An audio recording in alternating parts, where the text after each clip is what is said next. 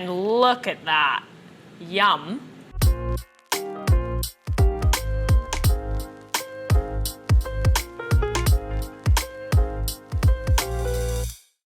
Hot, spicy, and crunchy. What better combo is there? These Nashville crispy chicken burgers are to die for. These are perfect for game day, getting together with friends, or really if you just want something unbelievable. I do them in the air fryer because I find that it's a lot lighter than frying. So I have here some chicken thighs that have been marinating overnight in a buttermilk, pickle, and salt brine. Our dredging station. For the dredge, I have panko that's been seasoned with spices. So I'm going to just kind of drip off this extra marinade, kind of get it nice and coated. Then we're gonna go into the egg wash quickly. We're gonna go back into the panko, and look at that, yum. This is gonna go into our air fryer at 400 degrees for about 10 minutes aside. To be safe, cut off a little end just to make sure it's cooked because these are thighs, so they take a little bit longer than the breasts. I must say I was very skeptical at first. I did not want an air fryer for years, but I've given in and I do not regret it. So our air fried chicken is crisping up, we're almost there. So at this stage, I typically like to get everything else prepped. I have a coleslaw here. I like to use just the bagged coleslaw from the grocery store.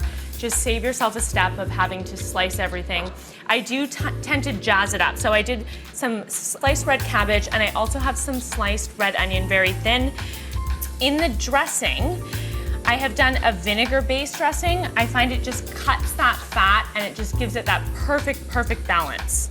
What I'm just gonna pour this over. So sometimes I find when dressing, especially a coleslaw or something that's super bulky like this, I just like to get in there with my hands. It's so much easier. So behind me I have a glaze that I'm going to just drizzle over our air fried chicken when it's ready to go.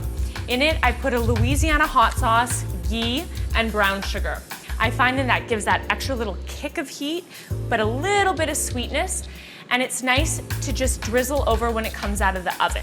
So to arrange, I have our coleslaw, I have a spicy mayo, which is just equal parts sambal or your favorite kind of chili hot sauce, and mayonnaise. I'm gonna toast our buns. I have some sliced bread and butter pickles. These are my favorite. The brine from the pickles are gonna go perfect in your marinade. So it's a one-stop shop. You don't need to buy two separate things. Just use the same pickles as you bought for the marinade as you do for the topping. So I like to keep my chicken in the oven at a low temp, typically about 300 degrees. It keeps it warm so you can kind of work in batches. And you don't have to worry about it drying out. And then when you're ready to serve, I just like to take our glaze and kind of just lightly go over like this. I put the cooling rack on top of the cookie sheet so it allows the air to circulate so you don't get that soggy bottom and crispy top. So we are ready to plate. I have our toasted buns here. So we're just gonna put a little bit of spicy mayo on both sides. So just, I would say like about a teaspoon, just so it's coated. Now comes the fun part. Let's build. So we've got our chicken, layer one, and work quickly because these are best served hot. We're gonna do a handful of coleslaw, and then we're gonna top with your favorite bread and butter pickle. This is the perfect game day burger. Lightened up in the air fryer, you have no reason to not make these. It is delicious any day of the week. So don't just have it on game day, have it any day.